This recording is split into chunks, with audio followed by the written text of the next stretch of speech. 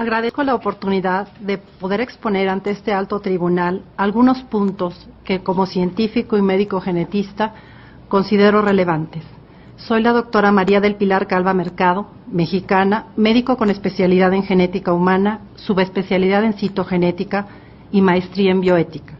Miembro de 4 academias de bioética a nivel nacional e internacional. Primera pregunta. ¿El embrión es un puñado de células o un ser humano? Los seres humanos tenemos nuestro material de herencia en el DNA, el genoma humano, organizado en 46 cromosomas en cada una de las células somáticas. Solo los gametos tienen solo 23. El primer evento en la formación de un individuo humano es la fusión del óvulo y el espermatozoide. Esto se conoce como concepción, fecundación o fertilización.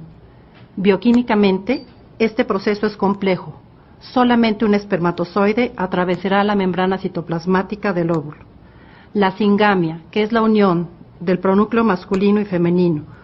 En ese momento, 2 sistemas, el óvulo y el espermatozoide, dejan de funcionar en forma individual y constituyen un nuevo sistema, un nuevo genoma que comienza a operar como una unidad llamada cigoto o embrión unicelular.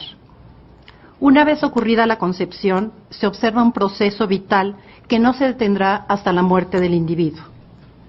Evidencias genéticas del estatuto humano del embrión. Son 3. La primera, la individualidad genética del cigoto. Desde el momento mismo de la fecundación, inicia la existencia de una nueva vida, específicamente humana, dotada de un código genético único e irrepetible, no idéntico ni al del padre ni al de la madre.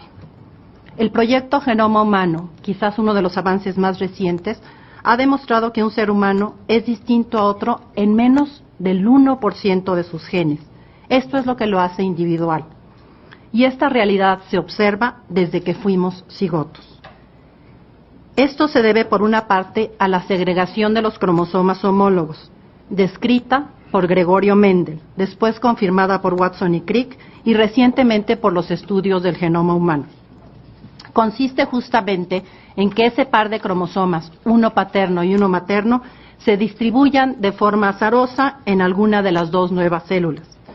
Por otra parte, el entrecruzamiento o crossing over, bien estudiado en el proceso de la meiosis, consiste en que se intercambien de 3 a 8 segmentos en lugares diferentes en la formación de los gametos. Así, tanto la segregación como el entrecruzamiento, claramente estudiados por la genética, hacen evidente que el resultado de la concepción es un genoma humano completo, pero este genoma es además individual, es decir, esta combinación no ha existido. Por lo tanto, es un individuo humano sin lugar a duda para la ciencia. Durante el desarrollo embrionario, conforme se dividen y se especializan las células, nada nuevo es aprendido por el DNA, sino progresivamente muchas cosas son olvidadas. La información está escrita desde la primera célula y no será progresivamente escrita en otras. Esto no es una teoría ni una suposición, sino la información que la genética ha constatado sin lugar a duda.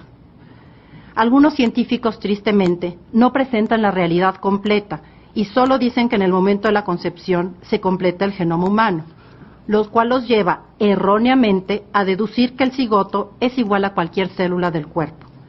Han olvidado hablar de la individualidad, es decir, de la constatación de que el cigoto tiene una genética diferente a la de cualquier ser humano que haya existido, incluso a la de sus padres. Segunda evidencia, la continuidad de su desarrollo. Durante el desarrollo progresivo del embrión, desde cigoto, la primera célula se divide y se organiza sin cesar hacia su plenitud. Todo se realiza en tiempo según un proceso continuo e ininterrumpido, fijado por un programa inicial contenido en el genoma humano.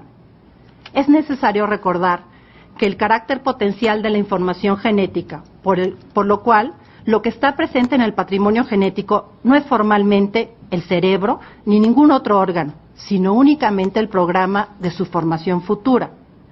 Sin embargo, aunque no sea una presencia formal, tampoco se trata de una posibilidad abstracta e indeterminada, sino real, materialmente presente en la estructura química del ADN, además con sus características específicas e individuales. La ciencia nos conduce a afirmar que si ello no fuese humano, desde el inicio de su vida individual en la concepción, no se volvería jamás. Para quienes quieren redefinir el inicio del embarazo, como es el caso de esta ley, a partir de la implantación, habría que solicitarles, con todo rigor científico, que determinaran a qué especie pertenece el organismo en sus primeros días, pues sin duda es un ser vivo para la biología. Además, tendrían que poder explicar cómo sucede el proceso de cambio de una especie en otra, que se conoce como evolución, en escasos 14 días, cuando la evolución, sabemos, ha tardado millones de años. Es en el terreno de las creencias, no de la ciencia, pretender afirmar que la vida inicia en la implantación. Otro engaño utilizado frecuentemente es reducir a un ser humano a la manifestación de una de sus características, la capacidad de razonar y sentir. El ser humano, desde su concepción, tiene inscrito en su genoma la capacidad de pensar, razonar y sentir. Solo hay que permitir que se desarrolle para que lo pueda expresar.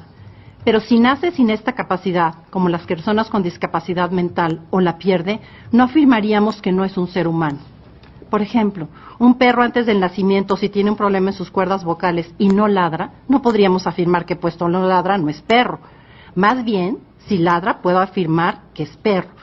Pero si no lo hace simplemente porque está dormido, no puedo decir que no lo sea. Es al revés. Puesto que él es perro, podrá ladrar. Tercera, la autonomía de la vida prenatal. El embrión, y solamente él, es quien con un mensaje químico estimula el funcionamiento del cuerpo lúteo del ovario y suspende el ciclo menstrual de la madre. Esto sucede en un minúsculo embrión que al 6º o 7º día de vida, es decir, después de su concepción, mide 1.5 milímetros de largo y ya está en condiciones de decidir su propio destino. El proceso de formación del embrión es autónomo, no obstante la íntima relación que se instaura con el cuerpo de la madre. En el periodo que precede la implantación, cuando el embrión parece más precario y débil, su autonomía es paradójicamente mayor, como lo demuestran las técnicas de fecundación in vitro. Decir que una mujer tiene derecho sobre su cuerpo es una inexactitud y una irrealidad científica, pues un embrión desde el momento de la concepción no es parte del cuerpo de la madre.